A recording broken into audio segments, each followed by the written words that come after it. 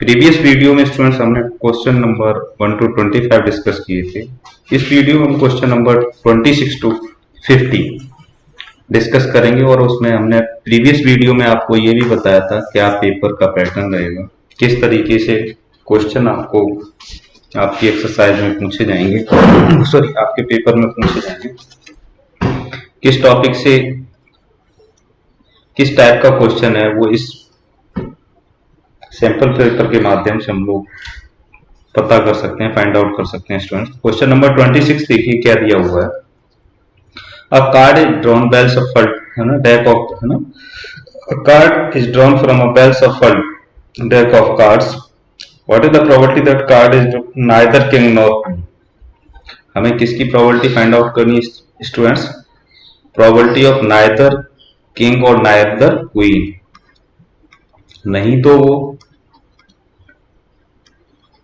neither a king nor queen, है ना, न वो किंग होना चाहिए और न क्वीन होना चाहिए। इसकी हमें प्रोबेबिलिटी स्टूडेंट्स फाइंड आउट करनी है। अब देखिए टोटल प्लेइंग कार्ड्स कितने होते हैं? 52। टोटल प्लेइंग कार्ड्स कितने होते हैं स्टूडेंट्स? 52। 52 में क्वीन कितनी होती है? 4। और किंग कितने होते हैं स्टूडेंट्स? 4। तो ये टोटल किंग और क्वीन कितने हो गए? 8। अब ये 8 कार्ड नहीं होने चाहिए, इसका मतलब 52 माइनस 8 क्या होना चाहिए? 52 माइनस 8। और 52 माइनस 8 और टोटल कार्ड कितने हैं हमारे पास? 52। डिवाइड करेंगे तो कितना आंसर आएगा? 52 माइनस 8 कितना होगा स्टूडेंट्स? 52 माइनस 8 और डिवाइडेड बाई 52 कितना हो गया? 44 और डिवाइडेड बाई 52। इसको 4 से डिवाइड कर देंगे, 11/13 आंसर आ गया। कितना आ गया स्टूडेंट्स? 11/13। तो हमारा कौन सा आंसर करेक्ट होगा? ए। आंसर ए करेक्ट होगा स्टूडेंट्स। समझ में आया किस तरीके से करना था? Next question number 27। Two fair dice are rolled simultaneously, the probability that 5 will come up at least, है ना, 27 question number, at least once, है ना, कम से कम जब 2 डाइस को हम थ्रो करते हैं तो टोटल आउटकम्स कितने होते हैं स्टूडेंट्स? 36। अब इसने क्या कहा है, जब हम डाइस को रोल करेंगे तो 5 will come up at least once, कम से कम एक बार 5 आना चाहिए। क्या आना चाहिए? एक बार, है ना, 5 आना चाहिए। तो देखो हमारे पास, है ना, जो पॉसिबिलिटी होंगी या तो 1 5 हो सकता है ना, उसके बाद क्या हो सकता है? 2 5 हो सकता है, 3 5 हो सकता है, 4 5 हो सकता है,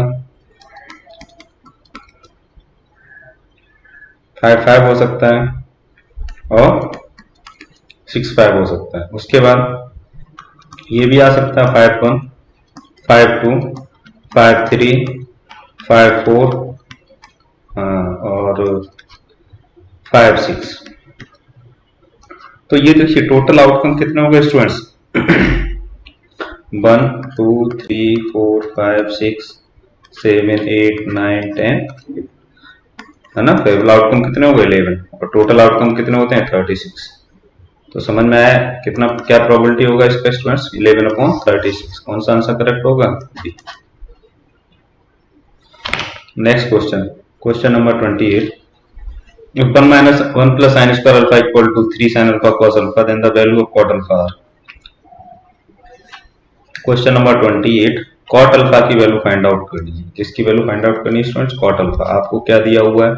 1 plus sine square alpha equal to 3 sine alpha cos alpha, ये हमें दिया हुआ है। हमें वैल्यू किसकी फाइंड आउट करनी है? Cot alpha.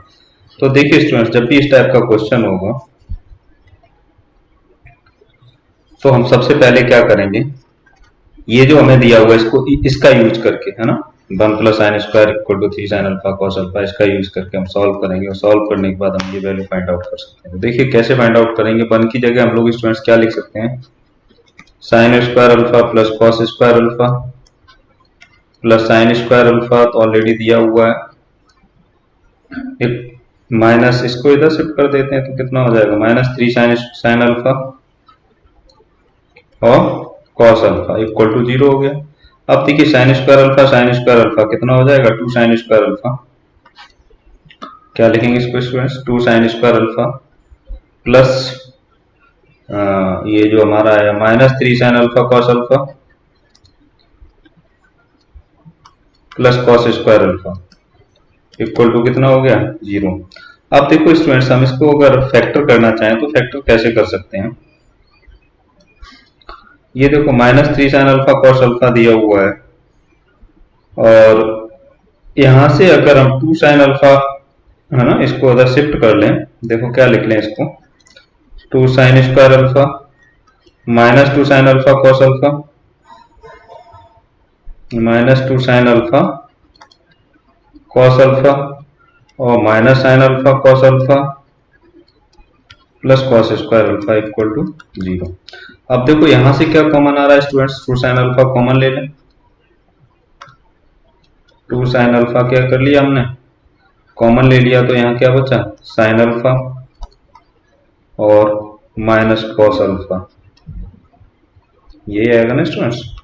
और यहां से क्या कॉस अल्फा कॉमन आ रहा है, तो माइनस का कॉस अल्फा कॉमन ले लो, तो क्या है यहाँ sign alpha minus cos alpha, sign alpha minus cos alpha. अब देखिए ये दोनों ब्रैकेट सेम आ गए, sign alpha minus cos alpha, और ये क्या आ गया 2 sine alpha minus cos alpha. यहां से सिंप्लीफाई करेंगे तो देखो क्या आ जाएगा हमारे पास,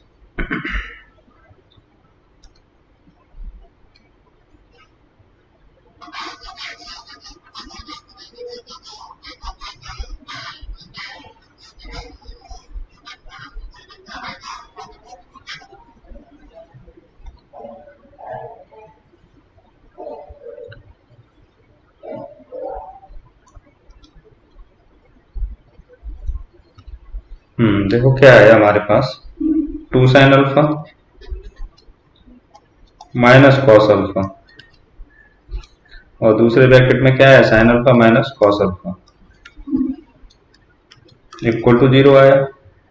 अब देखिए स्टूडेंट्स, इसको जब हम सॉल्व करते हैं तो हमारा क्या procedure, sine alpha minus cos alpha equal to 0 रखते हैं, sine alpha minus cos alpha equal to 0, और इसे जब हम सिंप्लीफाई करेंगे तो क्या है sine alpha equal to cos alpha और sine alpha equal to cos alpha, और इसे हम ऐसे भी लिख सकते हैं 1 equal to cos alpha upon sine alpha, और cos alpha upon sine alpha क्या होता है कॉट अल्फा, तो कॉट अल्फा की वैल्यू क्या आ गई हमारी स्टूडेंट्स 1 आ गई, क्या आ गई स्टूडेंट्स 1, कॉट अल्फा की वैल्यू ये क्या आ गई 1। दूसरा केस क्या दे रखा है 2 sine alpha minus cos alpha दे रखा है, तो यहां से क्या वैल्यू निकलेगी 2, तो हमारा जो करेक्ट आंसर होगा स्टूडेंट्स क्या होगा सी।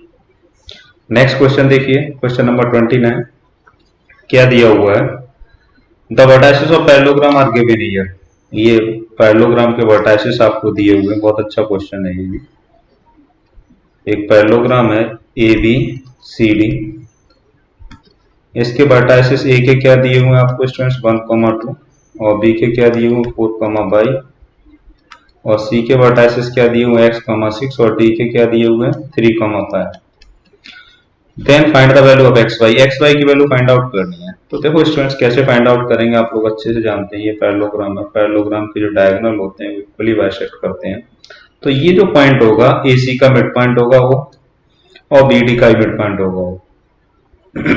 जब ये ए सी का मिड पॉइंट होगा स्टूडेंट्स, तो हम यहाँ से मिड पॉइंट फॉर्मूला लगा देंगे, तो 4+3 है ना, इसके जो कोऑर्डिनेट होंगे क्या आएंगे, देखो यहाँ से देखेंगे बी डी का अगर कंसेप्ट लेंगे, बी डी पॉइंट लेके, तो 4+3/2, तो ये कितना हो गया 7/2, और अगर हम y+5/2, तो दूसरी कंडीशन ये आ गई y+5/2, तो इसके जो कोऑर्डिनेट निकले वो क्या निकले 7/2 एंड y+5/2, क्या निकले स्टूडेंट 7/2 और y+5/2।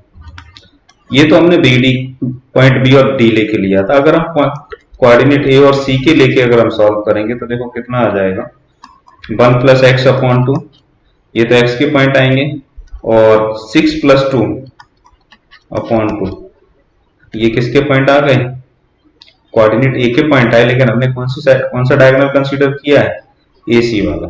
तो अब देखो हम कंपेयर कर लेते हैं, वैल्यू तो सेम ही होगी ना, सेम पॉइंट है, तो क्या हमारा आंसर आएगा 1+x/2 इक्वल टू कितना आ गया 7/2 है ना, तो 1+x इक्वल टू कितना हो गया 7, तो x की वैल्यू कितनी आ गई 6। अब y की वैल्यू फाइंड आउट करनी है तो देखो y का कोऑर्डिनेट क्या होना चाहिए था, y plus 5/2 equal to 4। 6 plus 2/2 कितना हो जाएगा 8, 8/2 कितना हो जाएगा 4। तो y इक्वल टू कितना हो गया 8 प्लस 5, ओ सॉरी है ना 8 माइनस 5, तो आंसर कितना निकला 3। y की वैल्यू स्टूडेंट्स कितनी आ गई 3। तो हमारा जो पॉइंट होगा वो करेक्ट आंसर क्या होगा ए। करेक्ट आंसर क्या होगा स्टूडेंट्स ए। नेक्स्ट क्वेश्चन नंबर 30 देखिए क्या दिया हुआ है। इन द है ना गिवन फिगर, यहाँ फिगर दिया हुआ है ट्रायंगल एबीसी में। एसी की लेंथ 8 सेंटीमीटर दे रखी है और एडी की लेंथ 3 सेंटीमीटर दे रखी है और आपसे कहा find the length of BD, है ना, हमें ये लेंथ पता करनी है किसकी लेंथ क्या होगी। और ये एंगल एसीबी, एसीबी दिख रहा होगा आपको, वो किसके इक्वल है एंगल सीडीई के। ये एंगल है ना इसके इक्वल है। तो देखो स्टूडेंट्स क्या करेंगे, हम इन दोनों ट्रायंगल को सिमिलर दिखा सकते हैं।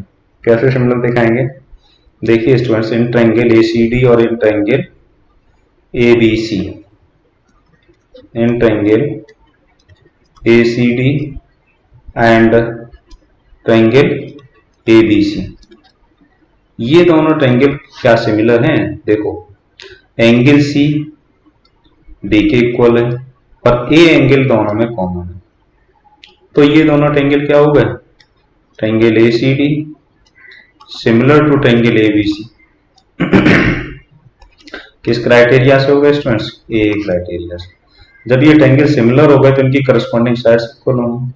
करस्पॉन्डिंग साइड्स देखो कैसे लेंगे स्टूडेंट्स, यहाँ पर जो छोटा ट्रायंगल है उसका साइड ले लेंगे एसी और बड़ी की side sorry AC upon A B. उसके बाद छोटा ट्रायंगल हमारा दिया हुआ है एडी और उसकी करस्पॉन्डिंग साइड क्या होगी एसी। ये सीपीएसटी क्या लिखेंगे, corresponding parts of similar triangles, है ना। तो देखो एसी की लेंथ आपको दे रखी है कितनी 8 upon A B, 8 upon A B equal to A D भी हमें फाइंड आउट करनी है स्टूडेंट्स। अच्छा सॉरी एडी भी आपको यहाँ पर 3 सेंटीमीटर दे रखी है, करेक्ट है ना, एडी 3 सेंटीमीटर है। उसके बाद एसी की लेंथ भी 8 सेंटीमीटर है और इसे सॉल्व कर देंगे तो कितना हो गया ए बी इक्वल टू हमारा निकला 64/3 और हमें फाइंड आउट क्या करना था B D. B D equal to क्या होगा students A B minus A D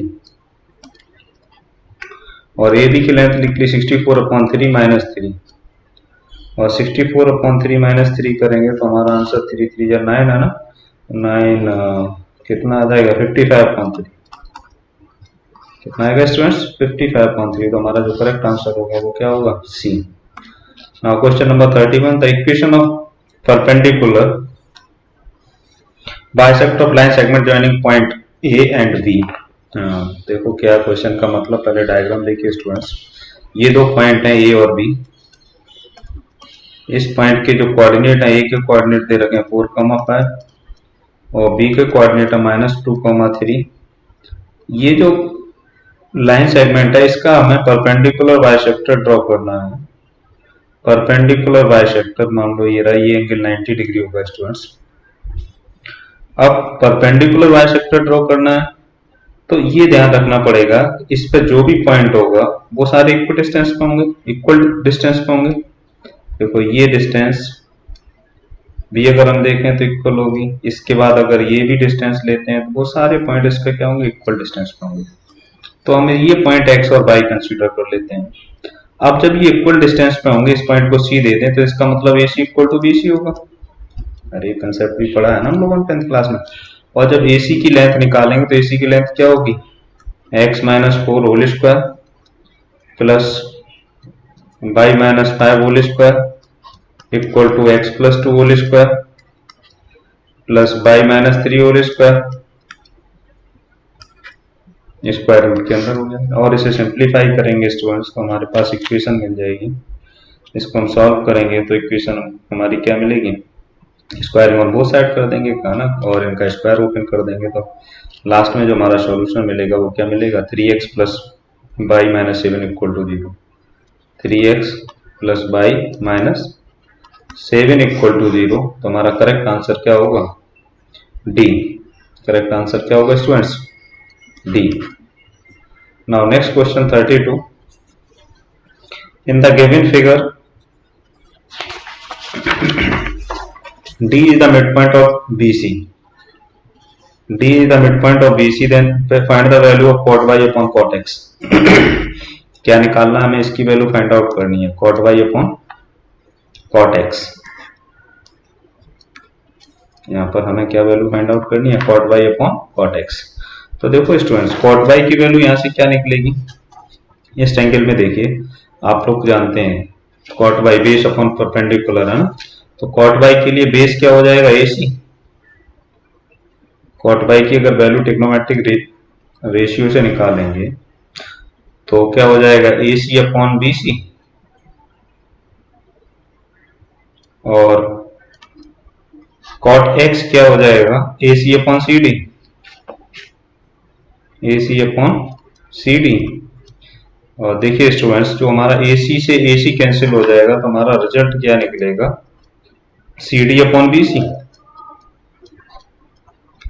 और CD upon BC, D mid point है तो इसका मतलब CD हाफ ऑफ BC, और BC से BC कैंसिल हो जाएगा, आंसर कितना आएगा, हाफ। इसका मतलब करेक्ट आंसर क्या हुआ हमारा, B। Now question number next 33। The smallest number by which 1 upon 13 should be multiplied show that its decimal expansion terminate after 2 decimal places। मतलब 1 upon 13 में एक नंबर है हमारा है ना, दब गया है पीछे, 1 upon 13 को किससे मल्टीप्लाई करें जिससे जो हमारा है ना, जो एक्सपेंशन डेसिमल एक्सपेंशन वो 2 डेसिमल प्लेसेस के बाद टर्मिनेट होना चाहिए। तो क्या कर दें, इसको किससे मल्टीप्लाई कर दें, 13 अपॉन 100 से मल्टीप्लाई करेंगे। तो देखो स्टूडेंट, 13 से 13 कैंसिल हो गया, 1 अपॉन 100 आ गया है ना। 1 अपॉन 100 का आंसर कितना होता है, 0.01। आंसर आ गया कि नहीं आ गया, 0.01। 2 डेसिमल प्लेसेस हैं कि नहीं। नाउ नेक्स्ट क्वेश्चन देखिए 34। Side AB and B of right angle at B। Right angle कहां पर है, B पर। Are length of 16 centimetre and 8 centimetre. AB और B की लेंथ कितनी दे रखी है, 16 centimetre 8 centimetre. The length of the side of largest square FGB है ना। हमें क्या फाइंड आउट करना है, जो स्क्वायर है उसकी लेंथ पता करनी है जो इस ट्रायंगल के अंदर बना हुआ है। तो देखो क्या करेंगे हम लोग स्टूडेंट्स, इसमें भी हम लोग सिमिलरिटी का कंसेप्ट लगाएंगे। तो देखिए स्टूडेंट्स, ABE एक राइट एंगल ट्रायंगल है। ट्रायंगल यहां पर आपको दिख रहा होगा,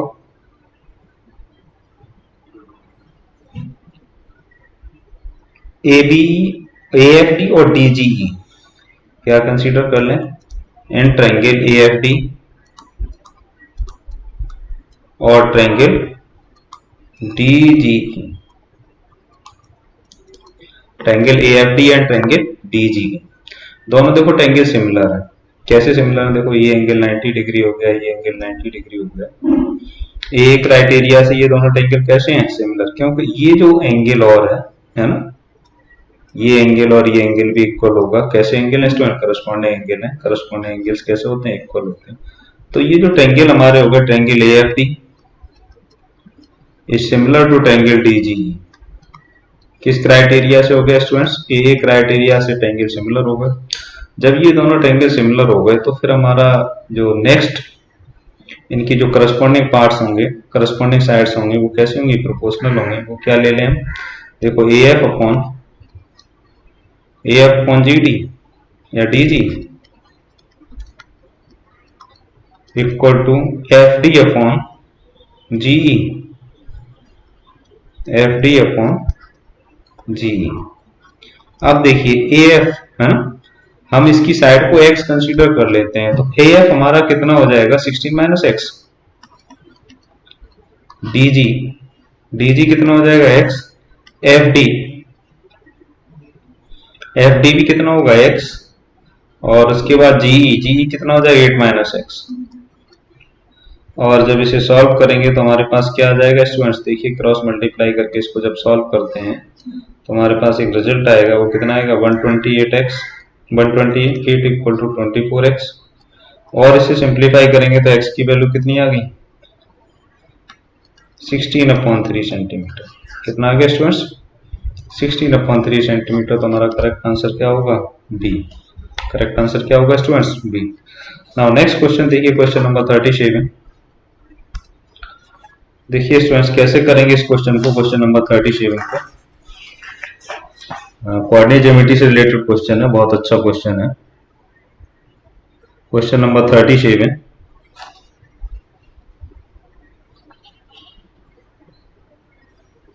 सॉरी क्वेश्चन नंबर 35 है ना। Question number 35, if P line divides the line segment R -1, 3 and S 9, 8 in the ratio K/1, if P lies on the line X minus y plus 2 equal to 0, then value of K, है ना। K की value find out करनी है। तो देखो students क्या करेंगे, इसमें क्या दिया हुआ है, एक लाइन से ये पॉइंट है दो R एंड S -1, 3 एंड 9, 8 और ये एक पॉइंट P है ना। ये पॉइंट K/1 में डिवाइड कर रहा है लाइन सेगमेंट को, और ये जो पॉइंट है वो किस पर लाई कर रहा है x माइनस वाई प्लस 2। इस लाइन की इक्वेशन क्या दे रखी है x माइनस वाई प्लस 2। इस टाइप से क्वेश्चन दिया हुआ है। तो स्टूडेंट देखिए सबसे पहले तो हम इस P पॉइंट के कोऑर्डिनेट पता कर लेते हैं। तो P पॉइंट के कोऑर्डिनेट क्या होंगे, देखिए 9k plus -1/9 9k -1/k plus 1, आप लोग अच्छे से जानते हैं सेक्शन फॉर्मूला। और क्या होंगे 8k plus 3 upon k plus 1, 8k plus 3 upon k plus 1। ये पॉइंट निकले स्टूडेंट्स हमारे P पॉइंट के। और जो ये P पॉइंट है इस लाइन के ऊपर लाई कर रहा है, इसका मतलब इस इक्वेशन को सेटिस्फाई करेगा। तो यहाँ पर इसकी वैल्यू रख दो, क्या रख दो 9k -1/k प्लस 1 और -8k plus 3 upon k plus 1 plus 2 equal to 0। और जब स्टूडेंट्स इसे सॉल्व करेंगे, सिंप्लीफाई करेंगे एलसीएम लेके, तो हमारे पास रिजल्ट क्या आएगा 9k -1 -8k -3 plus 2k plus 2 equal to 0। और इसे सिंप्लीफाई करेंगे तो k की वैल्यू क्या आ गई हमारी 2/3। तो हमारा जो करेक्ट आंसर होगा वो क्या होगा students a 2/3। Now next question, question number 36। बहुत अच्छा डायग्राम दिया हुआ है। In the given figure ABCD जो स्क्वायर ऑफ साइड 14 सेंटीमीटर, ये ABCD स्क्वायर है तो इसकी साइड जो दे रखी है वो कितनी दे रखी है 14 centimetre. EFGH are the third point on the side, midpoint on the side AB, BC, CD and D respect the area of shaded portion, है ना। और ये सारे जो मिड पॉइंट दे रखे हैं, इसका मतलब ये भी 7 हो गया, ये भी 7 हो गया, ये भी 7 7, है ना, क्योंकि यहाँ ये मिड पॉइंट दे रखे। अब एरिया ऑफ शेडेड रीजन आपको फाइंड आउट करना है। तो देखिए एरिया ऑफ शेडेड रीजन कैसे निकालेंगे students, area of shaded reason,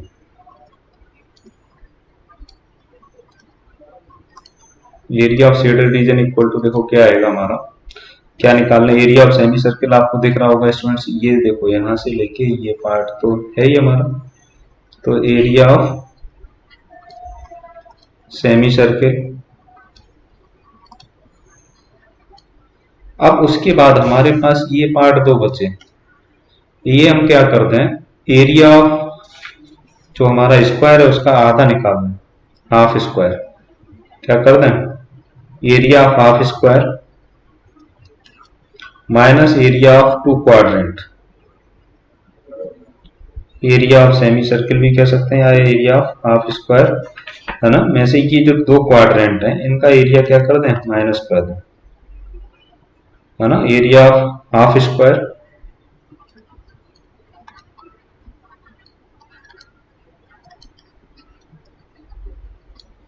minus area of 2 quadrant,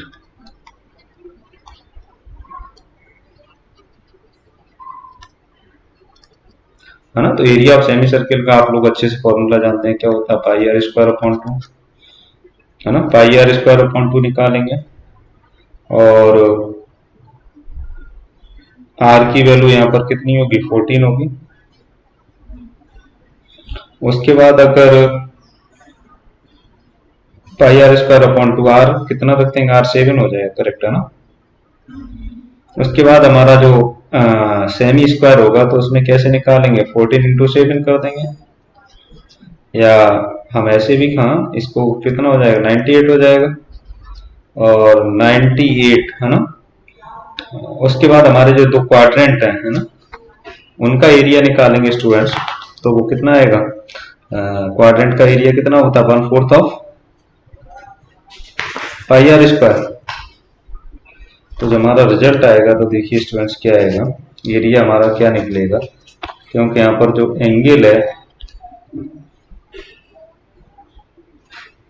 angle है स्टूडेंट्स, वो क्या दिया हुआ है, एरिया ऑफ सेमी सर्किल, हाँ करेक्ट है ना। तो ये हमारा जो आंसर निकला, क्योंकि देखो ये स्टूडेंट्स जो एरिया ऑफ सेमी सर्किल, ये एरिया और एरिया ऑफ टू क्वाड्रेंट दोनों बराबर होंगे, तो half semi circle half square का जो एरिया होगा उसके बराबर हो जाएगा, करेक्ट स्टूडेंट्स। तो इसका आंसर क्या आएगा हमारा, 98 सेंटीमीटर स्क्वायर। कितना आ गया, 98। चाहे आप ऐसे भी कर लेंगे, लेकिन यहीं से ही क्लियर हो रहा है, आगे ज्यादा करने का जरूरत नहीं है। करेक्ट आंसर क्या हो गया, 98। क्वेश्चन नंबर नेक्स्ट 37, थोड़ा सा ऊपर कटा हुआ है, क्या दिया हुआ मैं आपको बता देता हूँ, एक लाइन ऊपर कट गई students. Given below is the picture of Olympic rings made by making 5 congruent circle. ये 5 कॉन्ग्रुएंट सर्किल हैं of radius 1 centimeter intersecting in such a way that the chord formed by joining the point of intersection of two is also of length of 1 centimeter. Total area are dotted region. Assume thickness of the ring to be negligible. बहुत अच्छा question दिया हुआ है students. हमें ये dotted region का area find out करना है, और हमें यहाँ पर देखो है ना, इसका जो सेंटर है वो, इनकी सबकी रेडियस ओ ए देखा जाए वो भी 1 होगा, ओ बी वी का 1 होगा, है ना, ए बी वी हमारी क्या है, 1 है, ये सब दे रखा है स्टूडेंट्स। अब हमें एरिया फाइंड आउट करना है, तो देखो एरिया कैसे फाइंड आउट करेंगे, यहाँ पर ये इक्विलेटरल एंगल बन रहा है, क्या बन रहा है स्टूडेंट्स, इक्विलेटरल एंगल। और इक्विलेटरल एंगल का आप लोग एरिया अच्छे से जानते हैं कितना होता है, ये एंगल 60 डिग्री होगा, है ना, 60 डिग्री होगा। तो यहाँ पर ये देखिए स्टूडेंट्स, जो हमारा टोटल रीजन होगा, ये सेगमेंट बन रहे हैं ना,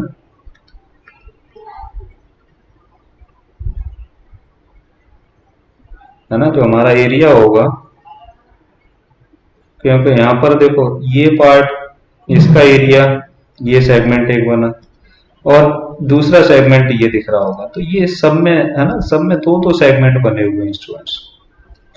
तो ये टोटल सेगमेंट कितने हो जाएंगे, और सबका लेंथ है ना, रेडियस और वो लेंथ सभी इक्विलेटरल एंगल फ्रेम करेंगे, तो ये सारे यहाँ पर कितने हो जाएंगे, 8 सेगमेंट्स हो जाएंगे।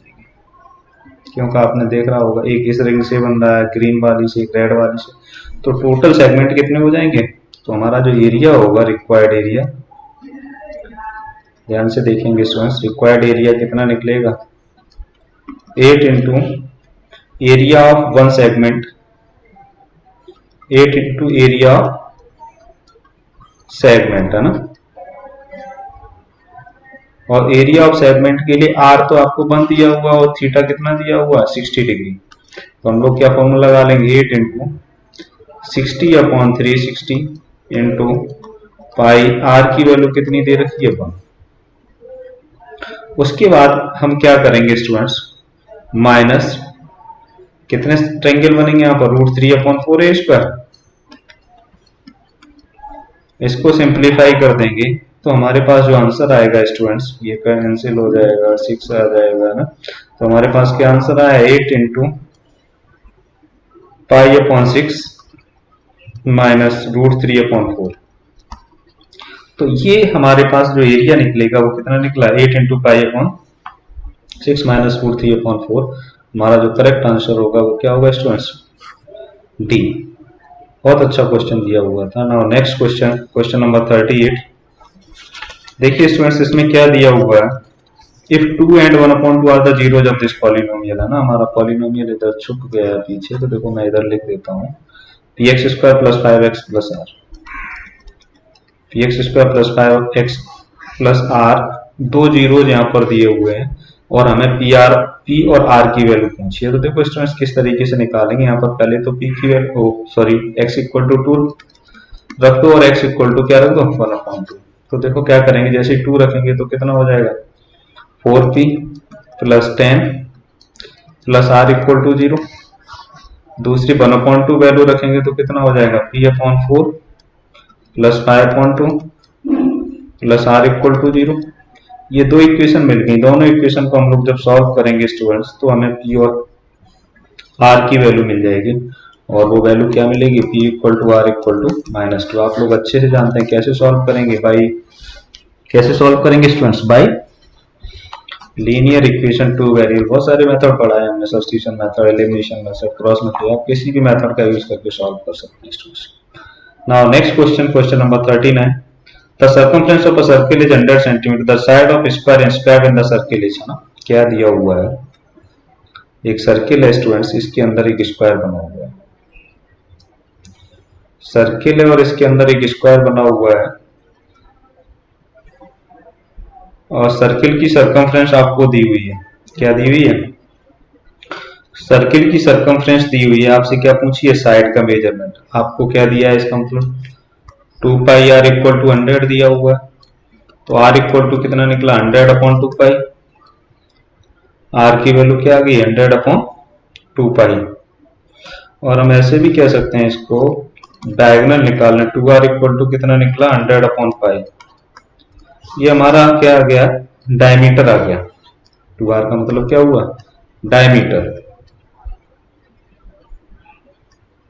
ये जो डायमीटर है स्टूडेंट्स वो कितना निकला 100/π। अब ये बताइए स्टूडेंट्स, डायमीटर हमें मिल गया तो हम साइड निकाल सकते हैं, क्योंकि आप लोग जानते होंगे डायगोनल क्या होता है, a√2। जो हमारा डायगोनल निकालते हैं, यहाँ पर अगर देखा जाएगा इसकी साइड a है, इसकी साइड a है, तो a² है ना, क्या हो जाता है a√2, यही हो जाता है ना, मतलब साइड √2। तो यहाँ पर डायगोनल हमें कितना दे रखा है 100/π, और एक की वैल्यू क्या हो जाएगी √2। तो हमारी साइड निकली 100, है ना, इसमें देखो आंसर किसमें दिया हुआ, पाई में आंसर दिया हुआ है स्टूडेंट्स।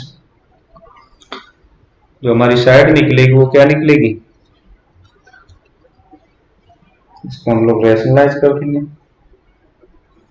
तो जो आंसर आएगा वो क्या आएगा, नीचे √2 है ना, पाई में आंसर निकाल लो इसको, देखो क्या आएगा 100 × √2/2π, है ना, तो आंसर कितना आ गया 50 √2π। करेक्ट आंसर क्या होगा, C. Now next question, question number 40 students, the number of solution, है ना, बहुत अच्छा क्वेश्चन दिया हुआ है, देखो मैं क्या दिया हुआ है, 3⁻x + y = 243 and 243⁻x - y = 3।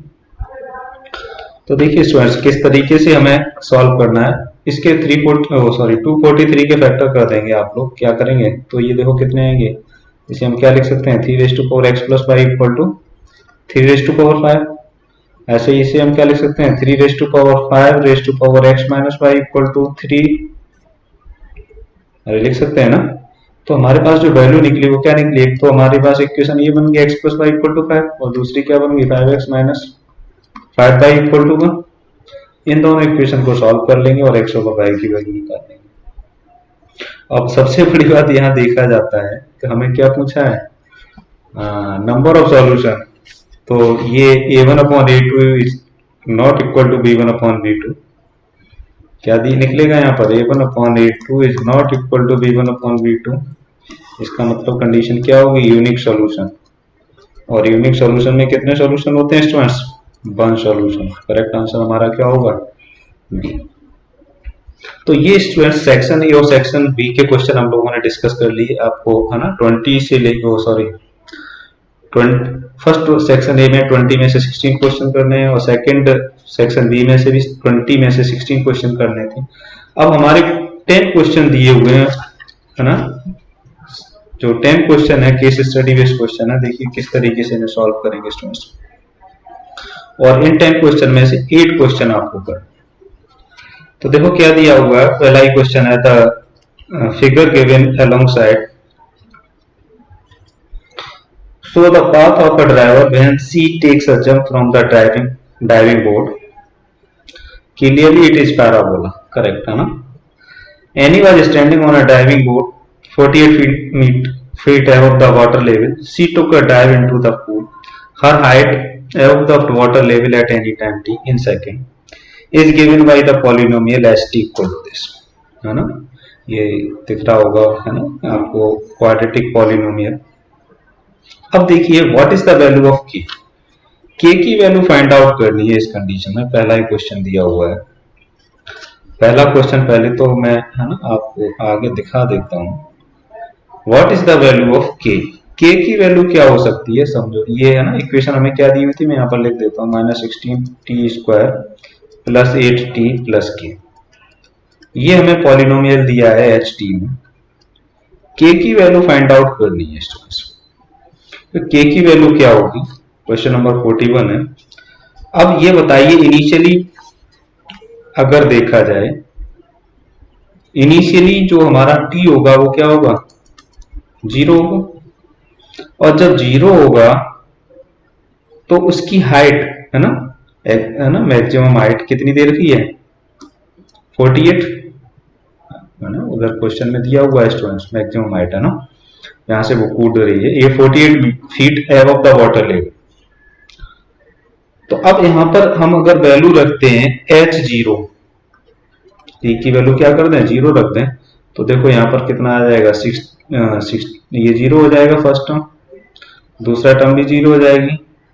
तो हमारा जो के की वैल्यू स्टूडेंट्स यहाँ पर, है ना, अगर हम वैल्यू रखते हैं 0 तो हमारा पास इक्वेशन क्या बनेगी,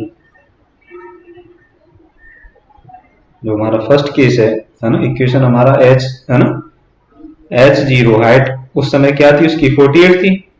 तो हमारे पास देखो 16 -16 इंटू 0 प्लस 8 इंटू 0 प्लस के इक्वल टू कितना हो जाएगा, 48। तो फर्स्ट केस में आंसर क्या होगा हमारा, 48। वैल्यू क्या निकली, 48। तो करेक्ट आंसर क्या हुआ, सी। क्वेश्चन नंबर 42, देखिए at what time will see touch water in the pool. कितने समय में वो वाटर को टच, पानी के जो पूल है ना, जो तालाब है या जो उसके पानी को कितने समय में टच करेगी। तो हमारे पास इक्वेशन तो वही रहेगी 42 में। देखो हमने क्या इक्वेशन है हमारे पास, -16t² प्लस 8t प्लस के इक्वल टू, है ना, ht। अब देखो यहां पर कंडीशन क्या बन जाएगी, सेकंड केस में हाइट h क्या हो जाएगा, 0, और उस समय उसका टाइम फाइंड आउट करना है मुझे। क्या फाइंड आउट करना है, टाइम फाइंड आउट करना है कि टाइम क्या होगा। तो देखिए स्टूडेंट्स हमारे पास जो इक्वेशन मिलेगी, जो इक्वेशन हमारी है वो क्या बनी, -16t² प्लस 8t और k की वैल्यू क्या निकली, 48 इक्वल टू 0। इससे थोड़ा सा हम कॉमन ले लेंगे तो, है ना, क्या बनेगा, 8 कॉमन ले लेते हैं तो 2t² plus t, minus t और माइनस 6 इक्वल टू 0। और इसे सॉल्व करेंगे तो हमारे पास फैक्टर क्या आएंगे, देखो 2t² minus 4t plus 3t minus 6 equal to 0। और सॉल्व करेंगे तो यहाँ से 2t कॉमन ले लिया तो क्या बचा, t माइनस 2, 3 कॉमन ले लिया तो क्या बचा, t माइनस 2। तो यहाँ से t की वैल्यू हमारे पास क्या निकली students, t minus 2 equal to 0। तो t की वैल्यू क्या आ जाएगी, 2, और t की वैल्यू क्या आ जाएगी, -3/2। t की वैल्यू निगेटिव नहीं हो सकती, तो हमारा आंसर कितना निकलेगा, 2 सेकेंड। तो करेक्ट आंसर क्या होगा, 2 सेकेंड। नाउ नेक्स्ट क्वेश्चन देखिए, बहुत अच्छा क्वेश्चन दिया है केस स्टडी का स्टूडेंट्स, बहुत ध्यान दिमाग लगाना पड़ेगा। 43, रीता's height above the water level in the given another polynomial। Question number 43, रीता's height above the water level in given by another polynomial pt।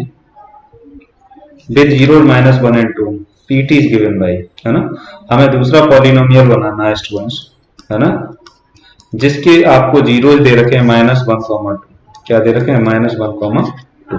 तो आप लोगों को हमने इक्वेशन बताई थी, क्या बताई थी स्टूडेंट्स, जीरोज कैसे, जीरो दिए हुए थे, इक्वेशन कैसे बनाते हैं हम लोग, है ना। तो हमारी जो पॉलिनोमियल बनेगा वो कैसे बनेगा ना, टी की वैल्यू आपको क्या दे रखी है, -1 दे रखा और 2 दे रखा है। तो हम लोग क्या करेंगे, देखो इस तरीके से भी फाइंड आउट कर सकते हैं, डायरेक्ट भी लिख सकते हैं, है ना।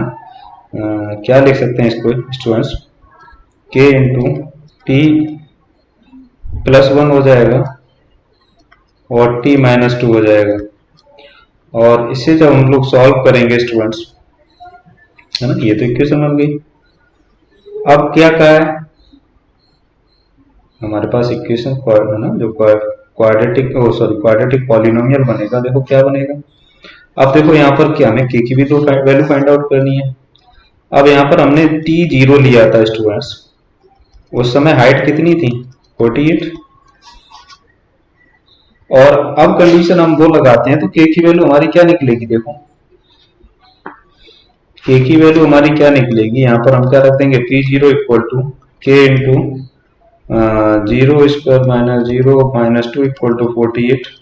और इसे सॉल्व करेंगे तो हमारी k की वैल्यू क्या निकली स्टूडेंट्स, -2k इक्वल टू कितना आ जाएगा, 48। -2k इक्वल टू कितना आ गया, 48। तो जो हमारा पॉलिनोमियल बनेगा जाके क्या बनेगा students, -24 into T square -t -2। और इसे सॉल्व करेंगे तो -24t² + 24t + 48, है ना। कितना आंसर आ गया, डी। करेक्ट आंसर क्या होगा स्टूडेंट्स, डी। नेक्स्ट क्वेश्चन देखिए, question number 44। A polynomial qt with sum of zeros as 1 and product is -6। Sum of zeros कितना दे रखा है, मतलब alpha plus beta equal to कितना दे रखा है, 1 एंड अल्फा इंटू बीटा कितना दे रखा है, -6। Height of the water at any time t, then qt। अब हमें क्या निकालना है, एक अनदर पॉलिनोमियल qt के टर्म में निकालना है। तो देखो स्टूडेंट्स क्या होगा, qt इक्वल टू, हम लोग कह सकते हैं इसको t², है ना, -1 इंटू टी। क्यों, आप लोग अच्छे से जानते हैं ना क्या होता है, x² minus sum of zeros into x plus product of zeros, है ना। अब वही कंडीशन फिर लगा लेंगे, जब t 0 होगा तो मैं जो हाइट थी उसकी वो क्या हो जाएगा, q0 कितना हो जाएगा, 48। सॉल्व करेंगे तो k की वैल्यू आ जाएगी स्टूडेंट्स, यहाँ से k की वैल्यू कितनी आएगी, और उस k की वैल्यू को हम लोग, है ना, सॉल्व कर देंगे। यहाँ तो हमारा 48 रख देंगे और इसे सॉल्व करेंगे, सब 0 हो जाएगा। 6k इक्वल टू कितना हो गया, 6k -6 आ रहा है ना, ये -6k इक्वल टू कितना, k की वैल्यू हमारी क्या निकली, -8। और जब -8 निकली स्टूडेंट्स k की वैल्यू, और इस वैल्यू को हम लोग इसमें रिप्लेस कर देंगे तो हमारा इक्वेशन क्या बन जाएगा, 8t² + 8t + 48 -8t² + 8t + 48। Correct answer हमारा क्या आ गया students, C. And last question from this paragraph, from this case study, question number 45। Zero जब द पॉलिनोमियल, है ना, इसके हमें जीरोस फाइंड आउट करने हैं। पॉलिनोमियल देखो स्टूडेंट्स क्या दिया होगा, पूरा वहां क्लियर दिख नहीं रहा है, -12t² + k -3t + 48 are negative of each other then k, है ना। यहाँ पर क्या दिया, एक अल्फा है तो दूसरा क्या हो जाएगा, -अल्फा। ये 2 जीरोज हैं इसके, एक नेगेटिव है, उसका क्वांटिटी सेम, वैल्यू सेम होगी, लेकिन एक दूसरे के क्या है, नेगेटिव है, तो अल्फा हो गया, दूसरा -अल्फा हो गया। तो देखिए स्टूडेंट्स, उनका सम कितना होगा, अगर इन दोनों को ऐड करेंगे तो 0 हो गया। और अगर हम प्रोडक्ट की बात करते हैं और सम की बात करते हैं तो -b/a इक्वल टू 0 हो गया, क्योंकि sum alpha plus beta equal to -b/a होता है। इसका मतलब k -3/12 इक्वल टू 0 हो गया। तो k की वैल्यू क्या निकली स्टूडेंट्स, यहाँ पर 3। तो करेक्ट आंसर हमारा क्या होगा, ये। उसके बाद देखिए स्टूडेंट सेकंड केस स्टडी में कुछ क्वेश्चन दिए हैं, किस टाइप से क्वेश्चन है, कैसे करने हैं। क्वेश्चन नंबर पहले तो देख लिए क्या दिया हुआ। अब hockey field is the playing surface for the game hockey. Historically, the game was played on the natural tough grass, but nowadays it is prominently played on at artificial turf. It is rectangular in shape, 100 meter. आपको diagram आगे दिया 100 yards by 60 yards. Goal consists of two upright posts placed equidistant from the center of the thickness or center of the backline, joined at the top by a horizontal crossbar. The inner edges of the post must be 3.66 meter. 4 yards apart and the lower edge of the crossbar must be 2.14 meter, means 7 feet above the ground. Each team play with 11 players on the field during the game, including the goalie post position or might be included. A B C D as on in the player, है ना। आपको इस diagram में दिया हुआ है, मैं आपको ये डायग्राम दिखाता हूँ, उसमें एक चीज क्लियर हो जाएगी, है ना। ये प्लेयर्स की पोजीशन दी हुई है A B C D, है ना, E F G H I। अब देखिए करना क्या है, इसमें जो पोजीशन दी हुई है, द कोऑर्डिनेट ऑफ द, है ना, पहला जो क्वेश्चन दिया हुआ है इसमें, the coordinate of centroid EHG, triangle EHG। तो स्टूडेंट्स इसमें देखिए EHG, ये कहां पर बना हुआ है, ये पॉइंट रहा, H पॉइंट ये रहा, EH और J, ये देखो दिख रहे होंगे। इसका सेंट्रॉइड फाइंड आउट करना, तो E के कोऑर्डिनेट क्या होंगे इसमें, कॉमा देखिए स्टूडेंट्स, जो हमारा E पॉइंट है, E के कोऑर्डिनेट क्या होगा 2,1 और H के कोऑर्डिनेट क्या होगा -2,4 और J के कोऑर्डिनेट क्या होंगे स्टूडेंट्स -2, और आपको क्या निकालने के लिए कहा, सेंट्रॉइड। सेंट्रॉइड निकालने का फॉर्मूला क्या होता है स्टूडेंट्स, इन सबको ऐड करो, 3 से डिवाइड कर दो। देखो क्या करना है, -2 + 2 डिवाइडेड बाई 3, और जब इन्हें ऐड करेंगे तो कितना हो गया, 2 से 2 कैंसिल, -2/3 आ गया एक, और बाई कोऑर्डिनेट क्या हो जाएगा 4 + 1 -2/3, है ना। 5 - 2 मतलब 3/3, कितना हो गया 1। तो सेंट्रॉइड के कोऑर्डिनेट क्या निकले स्टूडेंट्स, -2/3, 1 -2/3, करेक्ट आंसर हमारा क्या निकला, ए। समझ में आया स्टूडेंट्स। नाउ क्वेश्चन नंबर 14 देखिए, if a player P needs to be equal distance from A and G such that A, P and G are straight line, the position of P will be given by। फिर देख लिए diagram से ही clear होगा students. यहाँ पर दिख रहा होगा P, है ना, needs to equal distance. P position हमारी P की कहां पर दे रखी है स्टूडेंट्स, P पॉइंट कहां पर है इसमें, जो हमारा P पॉइंट है, देखो ये रहा B C D और E F G H I J। P needs to be equal distance from A G, है ना। A पॉइंट हमारा ये रहा, इसका पॉइंट की पोजीशन क्या होगी 3,6, A की पोजीशन क्या होगी 3,6, और G कहां पर है हमारा, ये रहा, इसकी पोजीशन क्या होगी स्टूडेंट्स 2,-3, सॉरी 1,-3 और 1,-3 such that APG are collinear, है ना, APG आर कॉलिनियर है, then P will be the mid point of AG। अच्छा, है ना, P भी AG का मिड पॉइंट है, तो मिड पॉइंट फॉर्मूला लगा दो, देखो क्या आएगा, है ना। दोनों को क्या करना है स्टूडेंट्स, 3 + 1/2, कितना आ गया 4/2, आंसर कितना आ गया 2। और उसके बाद अगर हम 6 - 3/2, कितना हो गया 6 - 3 3/2, तो पॉइंट क्या आ गया 2,3/2। करेक्ट आंसर क्या आ गया स्टूडेंट्स 2,3/2, तो करेक्ट आंसर हमारा क्या होगा सी। करेक्ट आंसर क्या निकला स्टूडेंट्स, सी। नेक्स्ट क्वेश्चन देखिए, question number 40, the point on x axis equidistance from I and D, है ना, कोऑर्डिनेट ज्योमेट्री का क्वेश्चन है, बड़ा अच्छा क्वेश्चन है स्टूडेंट्स। आई पॉइंट है जो इक्विडिस्टेंस है, किससे है, वो sorry point on x axis, एक पॉइंट है बताना जो एक्स एक्सिस पे लाई करेगा, वो आई और ई से इक्वल टू दूरी पर होना चाहिए। आई पॉइंट कहां पर है हमारा, ये रहा स्टूडेंट्स, और ई पॉइंट ये रहा। तो देखो आई के कोऑर्डिनेट क्या हो गए 1, और ई के 2, दिए हुए हैं, है ना। तो स्टूडेंट्स हमें यहाँ से क्या फॉर्मूला लगा देंगे, और जब वो पॉइंट एक्सिस पर लाई करेगा एक्स एक्सिस पर, तो भाई वहां पर 0 होगा। तो हमारे जो वैल्यू निकलेगी स्टूडेंट्स, क्या निकलेगी वैल्यू यहाँ से, क्वेश्चन नंबर 47 को अगर हम सॉल्व करेंगे तो हमारा जो आंसर निकलेगा, सॉरी 48 को, तो हमारा जो आंसर आएगा वो क्या निकलेगा, जो पॉइंट निकलेंगे वो क्या निकलेंगे 1/2, 0। Now next question है 49. What are the coordinate of the position of player Q? What are the coordinate of position of player Q such that the distance from K twice the distance from E and K? Q and E are collinear. ये भी देखो collinearity का concept दिया हुआ है, तो किस तरीके से ना, क्वेश्चन नंबर 49 देखिए, इसका करेक्ट आंसर क्या होगा हमारा बी, 0,1। उसके बाद देखिए students question number 50, the point on y axis equidistance from B and C, है ना, अभी जो हमने बताया है बी, है ना, बी और सी से इक्वल डिस्टेंस पे कहा है इसने, और वो किस कहां पर लाई कर रहा है, बाई एक्सिस के ऊपर लाई कर रहा है। तो स्टूडेंट्स बी और सी आपको पॉइंट दोनों दिख रहे होंगे, बी की सी के कोऑर्डिनेट और बी के कोऑर्डिनेट से हम, है ना, सी के, है ना, ये इसके जो कोऑर्डिनेट हो जाएंगे बी सी के कोऑर्डिनेट क्या हो जाएंगे 4,-1, और बी के कोऑर्डिनेट क्या होंगे 4,3,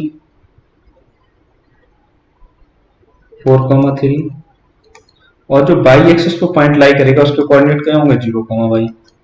अब इक्वल डिस्टेंस पे है तो आप लोग क्या कंसेप्ट लगा देंगे, डिस्टेंस फॉर्मूला लगा के आप लोग ये फाइंड आउट कर सकते हैं, ये पॉइंट है ना, एक बाई अननोन वेरिएबल है और उसे सॉल्व कर देंगे तो बाई की वैल्यू निकलेगी, और जब बाई की वैल्यू निकलेगी वो क्या निकलेगी स्टूडेंट्स, हमारा जो करेक्ट आंसर होगा, एक्स तो 0 होगा, बाई की वैल्यू क्या निकलेगी यहाँ पर। तो स्टूडेंट्स इस तरीके से ये जो सैंपल पेपर आपको सीबीएसई ने रिलीज किया है उसका मैंने कुछ पार्ट डिस्कस किया है, कैसे सॉल्व करना है, तो इसे आप लोग अच्छे से देखिए और ये एनालिसिस कीजिए किस तरीके से क्वेश्चन पूछा गया है स्टूडेंट्स, और उस तरीके से अपनी एक, है ना, जो चैप्टर वाइज में कैसे क्वेश्चन और आप लोग प्रिपेयर करिए, जिससे आप लोग टर्म 1 के लिए अच्छे से तैयारी कर सकें और आपके मार्क्स सही मार्क्स आ सके। Okay, thank you students, thank you everyone.